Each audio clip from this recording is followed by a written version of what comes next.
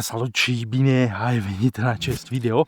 A trecut foarte mult timp de când nu a venit videoclip aici pe acest canal, însă de data aceasta o să vină pentru că suntem aici pe această vatră și o să așteptăm pentru că trebuie să se facă stimularea în aproximativ 12 minute și în acest video o să așteptăm să urmărim această stimulare. Dar înainte de aceasta vreau să-ți arăt câteva lucruri, așa că rămâi cu mine până la final și hai să începem.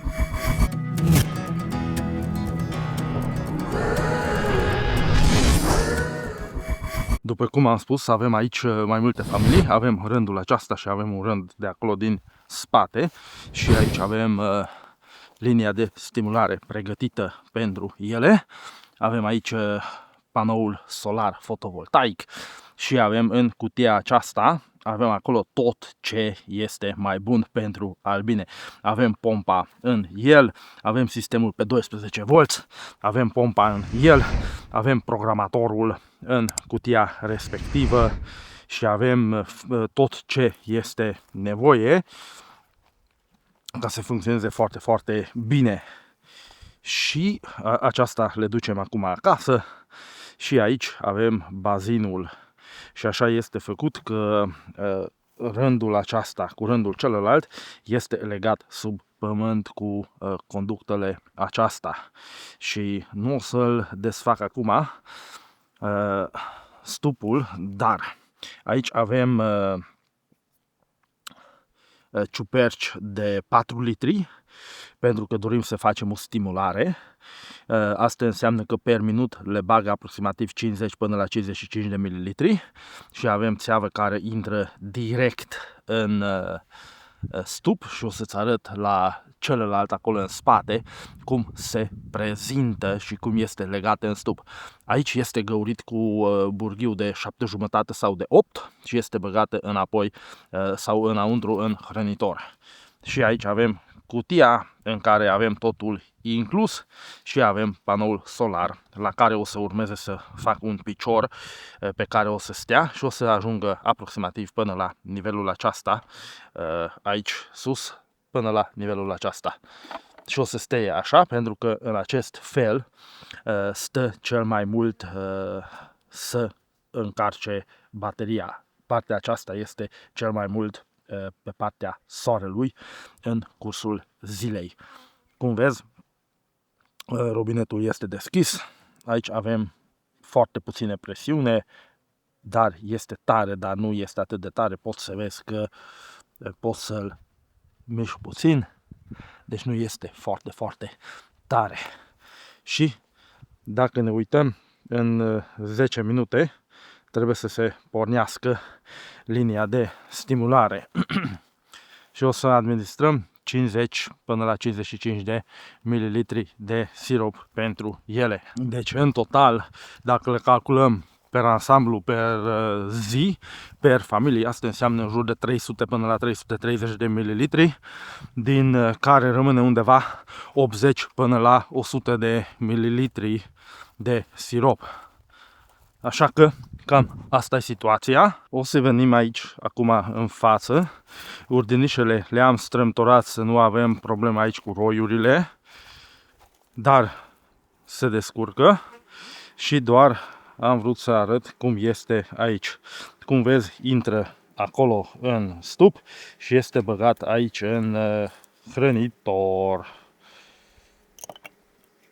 și își face treaba. Cum am spus, sunt roiuri, nu fiecare a acceptat matca care a primit. Mă gândesc că aceasta nu a acceptat sau acum trebuie să se împerecheze. Încă nu e împerecheat. Încă nu e împerecheat, dar o să urmeze. Dar nu am găsit. O să-l găsești. Deci cam asta este acolo. Aici, dacă ne uităm la aceste lăzi,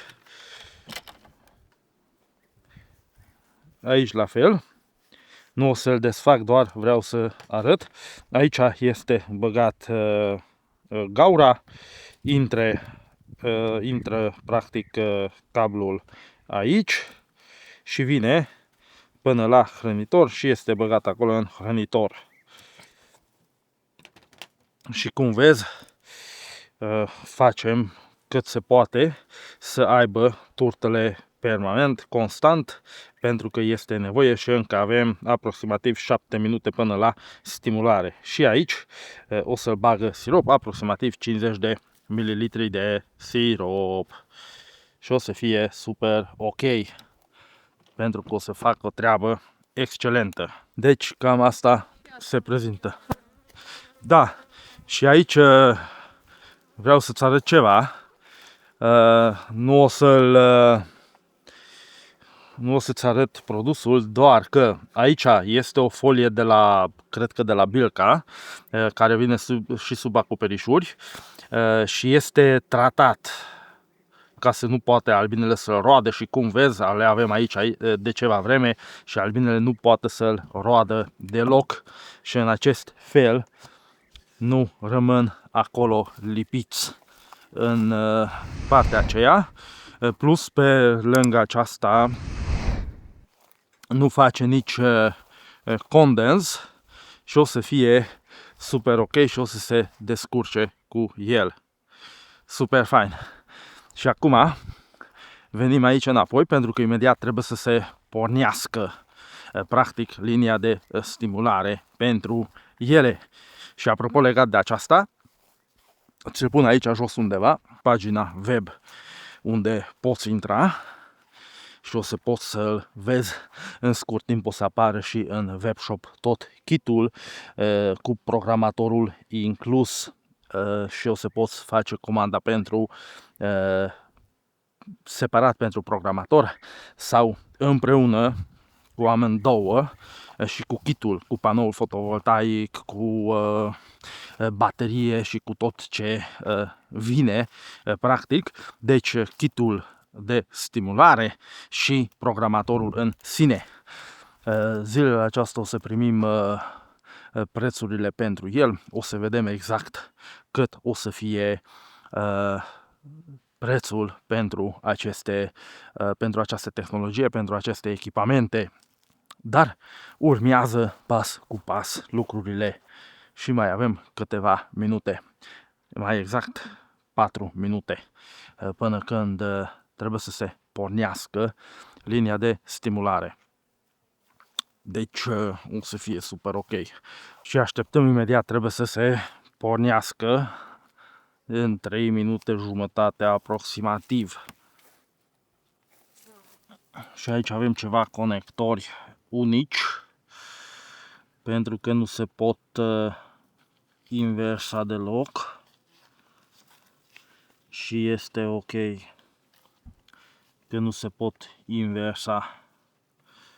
Super fain, e perfect că le-am pregătit aici totul. Ok, 2 minute jumătate aproximativ până când vom ajunge la etapa următoare. Deci super fain. Aici am avut familiile Deutsch în rândul acesta. Pe momentul de față sunt roiuri, pentru că roiuri cam așa ceva.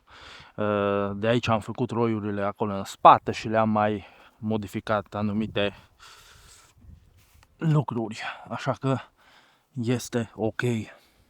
Avem, nu știu, în jur de 5 rame, 6 rame aici și pentru asta primesc stimulare în așa fel ca să aibă cât consumă. Perfect. Mai avem 1 minut și 10 secunde, ceva de genul, 15 secunde. O să-l vedem imediat și o să trebuiască să pornească teoretic la fix. Avem 19:58 și imediat trebuie să se schimbă la 19:59. Deci este foarte important, 59, acum s-a schimbat, mai avem 1 minut. Deci este foarte, foarte important atunci când vorbim de stimulare, vorbim de cantități foarte mici, vorbim de, dacă ne uităm, este un sirop subțire, adică conținutul de zahăr este foarte scăzut la el, aproximativ undeva între 15 și 30%, jonglăm să fie conținutul de zahăr. O să urmeze puțin mai încolo o concentrație puțin mai ridicată, dar deocamdată ne descurcăm așa. O să fie în jur de 30% concentrația pe care le pregătim în perioada următoare și au turtele proteice pentru el, pentru că avem nevoie de energie, avem nevoie de proteine pentru el, aminoacizi și așa mai departe. Și este totul pregătit. Și imităm un cules natural, practic, pentru aceste roiuri. Și acum trebuie să pornească și a pornit. Că le-am auzit releul când și-a făcut switch-ul și acum le-am pornit și timp de 1 minut o să-și facă treaba în total. Avem vreo 40 de litri acolo. Mai este? Este, le-am uitat deja. E suficient. Că până când încărcăm o să fie suficient. Și aici se vede cum le bagă siropul în hrănitor, practic. Și acum, imediat o să trebuiască să oprească, pentru că în total le bagă aproximativ, cum am spus, le bagă aproximativ 50-55 de mililitri în hrănitor. Acolo este. Gata. A fost desființată. Și acum s-a oprit, s-a dus exact 1 minut pentru că aici s-a băgat. E lipit de asta cablul. Și e acolo, fain. Hai să-ți arăt cât le-a băgat acum, cum se prezintă în hrănitor. Nu este o cantitate enormă, să zic așa, dar este cât au ei nevoie. Cum vezi, este cablul acolo și este siropul acolo. Așa, să arăt ce trebuie. Este cablul acolo și este siropul în hrănitor. Aproximativ 50-55 de ml la acest roi. Și până dimineața și le consumă de acolo, le prelucrează și le consumă. Și dimineața, aproximativ începând de la ora 5, da, fix de la ora 5, se pornește din nou linia de stimulare și face o treabă excelentă. Așa că o să testăm periodic, să vedem și dacă ne uităm la el, acum aici eu am 24,7% din stimulare și încă am sirop în bazinul aceea de 150 de litri pentru 4 zile. 36,6 litri aproximativ trebuie să le am. Tot atâta trebuie să fie, că de-aia avem dozatoarele acolo. Da, e puțin mai puternică și consumă mai repede. Deci avem aici așa și am aici practic cum primesc stimularea. Primesc în fiecare zi, de 6 ori pe zi și cum vezi aici este că arată că toate stimulările sunt făcute. Și aici pot să-l trimit planurile noi pe device, pe dispozitiv. Pot să-l opresc dacă vreau și am încă 100 zile ca să-l pregătesc aceste familii pentru o iernare foarte, foarte bună.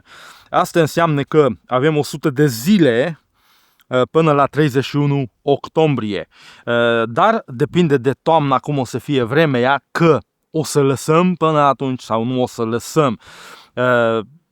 Pentru că vremea o să ne spună, dar ne pregătim de pe acum. Începe să facă un pic de stoc, o să dezvoltăm.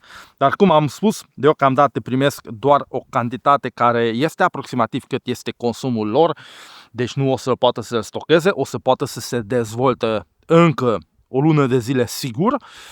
Până la sfârșitul lunii august dorim să se dezvolte, până la sfârșitul lunii, mijlocul septembrie, dorim să se dezvolte. Deci asta înseamnă că din aceste 100 de zile, aproximativ 50-55 de zile, jumătate, 60%, ar trebui să se dezvoltă fără problemă. Și pentru asta asigurăm pentru ei sirop. Acum cât avem, ajunge, cum am spus, ajunge pentru câteva zile, pentru 4 zile. Dar atunci când umplem bazinul cu 150 de litri de sirop, asta înseamnă că ajunge aproximativ la 15 zile, ceva de genul, dar îți spun imediat, 150 împărțind la 8 litri, hai să fie rotund, 18 zile. Deci ajunge pentru 18 zile un bazin de sirop de 150 de litri pentru 24 de familii. Suntem și plecați, atunci primesc mâncare. Da, și putem să fim oriunde, pentru că foarte multe lucruri nu avem să le facem aici. O dată pe săptămână sau de 2 ori pe săptămână venim, verificăm câteva familii. O dată pe 2 săptămâni verificăm fiecare familie ramă după ramă. Dacă au nevoie mai punem ramă pentru ele ca să poată să ponteze matca. Și dacă este vreme ploioasă, primesc stimulare continuu. Dacă bate vântul, primesc stimulare continuu. Dacă este căldură, primesc stimulare continuu. Nu trebuie să intervin, nu trebuie să fiu aici neapărat, doar să vin ca să le stimulez. Nu trebuie să vin pentru acest lucru. Le-am programat, le-am dat butonul start, este programat și își face o treabă excelentă și nu trebuie să vin aici. Deci, de acum încolo, primesc stimulare constant, fără să intervin, fără să fiu aici, este programată și își face treaba. Plus, pe lângă acest lucru, cum am arătat, am bazinul acolo. Când fac planuri, în planul respectiv am pentru câte familii fac stimulare, le am acolo care este volumul bazinului, cât sirop pot să-l pun în bazin, pot să-l setez de la 10 până la 1000 de litri, care este volumul bazinului. Eu le-am setat la 150 de litri și atunci am acel 150 de litri, le umplu, îl setez în aplicație că stai mă că am umplut bazinul cu 150 de litri de sirop, cu 80 de litri de sirop, cu 100 de litri, cât o să-l bag în bazin. Le notez în aplicația și atunci la fiecare stimulare sistemul, platforma, softul își face calculele și le scade din volumul ce a rămas în bazin. Ceea ce înseamnă că la fiecare stimulare scade acel aici pe momentul de față de aproximativ 1,4 litri, ceva de genul. Îmi arată și acest lucru, pot să spun și acest lucru, o secundă. Mergem la planuri și am 6,92 de litri pe zi, dar ceea ce înseamnă că mergem la jurnale, pentru că le salvează în jurnal și am aici la ora 20, i-a băgat 1,32 de litri de sirop pentru cele 24 de familii. Și aici, dacă adăugăm, multiplicăm cu cele 6 administrări, este 7,92 de litri. Deci îmi apare aici câte familii, ce tip de dozatoare le folosesc, ciuperci de dozatoare, se poate seta între cele 4 sau 8 litri și atunci le-am setat și își face o treabă excelentă, face o treabă minunată, fără să intervin, practic, manual aici. Și atunci nu trebuie să mă chinui, nu trebuie să car nu știu ce, odată la 2 săptămâni venim și umplăm bazinul respectiv și dacă trebuie să vii odată la săptămână să umpli bazinul respectiv, acasă, fain frumos, le pregătești siropul, le bag în portbagaj sau pui pe o remorcuță sau pe orice vrei, le aduci afară, le umpli bazinul și ai terminat și practic trebuie să ai grijă doar de acele lucruri care sunt într-adevăr importantă, pentru că partea de stimulare se poate automatiza, se poate rezolva, pentru că acest mecanism, această tehnologie le face în mod automat aceste lucruri. Da, le monitorizăm constant, le urmărim constant și atunci pot să mă focusez pe ce trebuie, pot să mă focusez să am grijă de aceste familii, să verific aceste familii periodic, să le aranjez, să-l dau rame când au nevoie și să le dezvolt aceste familii. Pot să fac măci și așa mai departe și pot să mă ocup cu celelalte lucruri importante decât să petrec ore în șir cu stimulările. Pentru că dacă calculăm la aproximativ la 100 de familii, ca să faci o stimulare manuală durează vreo 2 ore, ceva de genul. Și atunci îți pierzi 2 ore în fiecare zi și nici nu poți. De exemplu, acum noi imităm un cules natural.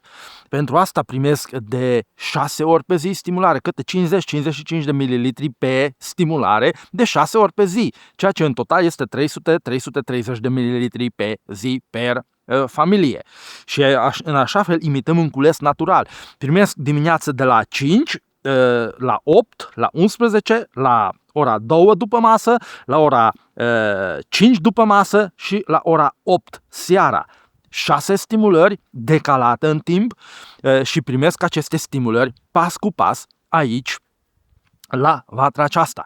Și aceeași lucru dorim să-l facem și la partea de creștere a măcilor, pentru că dorim ca împerecherea măcilor să se întâmplă în lăzile mai mari.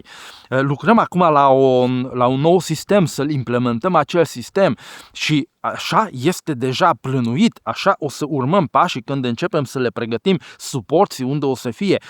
Turnăm în un stâlp de beton în pământ, punem pe el un stup de 12 rame, împărțit în mijloc 6 rame aici, 6 rame acolo și în acest fel punem și linia de stimulare, un cablu aici, un cablu acolo. Și atunci, acolo unde măcile trebuie să se împerecheze, unde punem bocile pentru împerecheat, primesc stimulare în continuu, cât au ei nevoie, care este consumul lor acolo. Și în acest fel, aici sau acolo în spate, la rândul din spate, unde am arătat puțin mai înainte, sunt familiile genetice. Aici sunt familiile Deutsch și starterele le-am avut aici. Am avut familiile Deutsch, practic, cu matca acolo, separată. Le-am scos afară și acolo am avut și starterul și familia Deutsch împreună, lângă matcă, ca să nu rămână orfanizat și să nu avem probleme pe partea aceasta. Și avem aici o stimulare constantă. Pe lângă acest lucru, asigurăm pentru ele turtele proteice pe care le preparăm constant pentru ele, pentru că așa putem să obținem calitate, așa o să putem obține familii productive din punct de vedere al puietului, așa putem să-l obținem familie productivă pe vatra celălaltă, pe care le-ai văzut în mai multe videouri aici pe canal, unde facem producția de polen, aceeași lucru. Și acolo o să punem câte un kit din asta la fiecare stațiune până la 80 de familii. Deci, practic, kitul aceasta este pentru o stațiune de până la 40 de familii. Cum ai văzut, avem aici aceste 10 și acolo acele 14, 24 de familii. Face o treabă excelentă.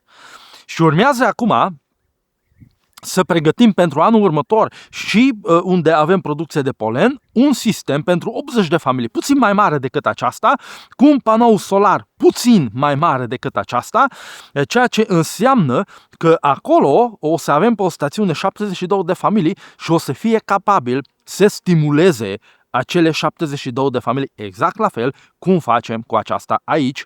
Acum, și la aceea este linia de stimulare, nu este full automatizată pe 12 volți, cum avem noi aici. Și acolo, în rândul acele două mijlocii, care nu, asta este un rând al lui frate meu, de aici face roi, crește măci și așa mai departe, și aici are linia de stimulare, acolo are două rând tata și acolo este linia de stimulare, doar că nu este pe 12 volți și nu este full automatizat, este pe 220 și este semi-automatizat. Asta înseamnă că trebuie să vină și să apasă pe buton ca să facă o stimulare. Și noi avem aici rândul aceasta și rândul aceea din spate și le-am decis să pun un sistem separat pe 12 volți pentru el, pentru că în acest fel pot să-l urmăresc de pe telefon și pot să-l programez de pe telefon și pot să lucrez cu el de pe telefon. Oricând vreau, pot să pornesc de pe telefon, pot să opresc de pe telefon. Și pe platforma Meliovate, practic, legat de linia de stimulare, la pachetul sau dacă ai creat un account acolo și ai un account free, adică gratuit, poți să ai până la o singură vatră, maxim până la 30 de familii, poți să pui și linia de stimulare, doar că nu poți să ai parte de programabilitate. Ceea ce înseamnă că o să ai acces la el de pe telefon, nu o să poți să pregătești planuri strategice pentru dezvoltarea acelor familii fără a interveni. Ai acolo butonul și de pe telefon pornești, vezi acolo până când se duce 1 minut, 2 minute, cât vrei și oprești manual. Deci poți să controlezi de la distanță, dar trebuie să-l controlezi manual, nu poți să-l încarci programul practic pe dispozitiv. Însă, dacă ai un account pro, adică ai un abonament pe platforma respectivă și apropo, sunt nicio maxim prețul unei pizze pe lună. Deci cumperi o pizza pe lună și deja le-ai plătit probabil mai mult decât este accesul la platforma la nivelul pro, pentru că este la $14,97 în total. Și pentru asta primești absolut tot ce știe platforma. Și ai aceste pachete, creezi strategie de stimulare, încarci pe dispozitiv și îți face în mod automatic. Aceeași lucru și la partea de creștere a măcilor. Ai pe platformă diferite lucruri. Poți să-l setezi. Și la versiunea gratuită ai acolo, poți să rulezi, știu eu, o serie de creștere. Dacă tu ești crescător și vrei să ai un sistem al managementului foarte bine pus la punct, faci un account pro și poți să folosești la maxim toate platforma. Ai acolo un jurnal digital apicol, ai acolo și vremea, practic, pentru că dezvoltăm diferite dispozitive pentru viitor. Pe momentul de față le-am pornit cu acest modul de stimulare. Urmează un senzor, după aceea urmează un cântar apicol și alte produse. Să construim un ecosistem complet inteligent ca să ajută la dezvoltarea familiilor, să ajută la menținerea stupinei la nivel de productivitate. Deci lucrăm la diferite lucruri și am zis hai să îți prezint aceste lucruri. Dacă vrei să vezi la ce lucrăm, ai aici website-ul meliovate.io/ro. Trebuie să fii foarte, foarte atent atunci când faci accontul să-l selectezi /ro, să fie pe limba română platforma. Ai acolo sus butonul cu steagul engleză, maghiară și română, selectează pe română pentru că este foarte important, pentru că pe acea limbă o să comunice platforma cu tine, plus pe lângă acest lucru, cum am spus, ai acces la partea de academie, videoclipuri, materiale video, cursuri și așa mai departe. Pe partea celelalte ai acces la partea de comunitate închisă, ai acces la diferite aspecte la care trebuie să-l selectezi limba corectă. Dacă cumva ai selectat limba greșită, nu este nicio problemă, îmi lași un mesaj pe platforma prin chatul de suport și te mut în locația pe limba unde trebuie să fii. Deci este un lucru foarte important, dezvoltăm lucruri foarte, foarte importante. Platforma Meliovate, practic Meliovate Systems, este numărul 1 pe nivel mondial și este primul pe nivel mondial platforma apicolă all-in-one, adică totul într-un singur loc. Este primul ecosistem inteligent în partea de apicultură, la care este integrată sau o să fie integrată și inteligența artificială la a studia diferite date, a urmări partea de prognoză și este o discuție foarte, foarte lungă, dar despre acest lucru nu o să-l discutăm aici, o să-l discutăm în comunitate, în scurt timp, care sunt acele lucruri pe care vrem să-l implementăm aici pe platformă. Așa că mulțumesc mult că ai ajuns până aici, la finalul acestui video. Dacă nu ești încă abonat, abonează-te pe canal și te aștept cu mare drag în comunitatea Meliovate Systems.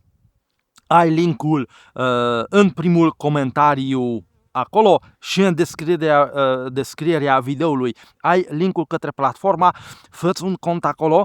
Cel mai sigur, dacă vrei să ai și vrei să folosești platforma la maxim, cel mai sigur este să-ți creezi din start un cont pro, pentru că acolo primești cea mai mare valoare posibilă. Așa că ne vedem în platformă, ne vedem pe meliovate.io/ro. Dacă ai orice întrebare, hai sub video, hai să povestim, hai să discutăm.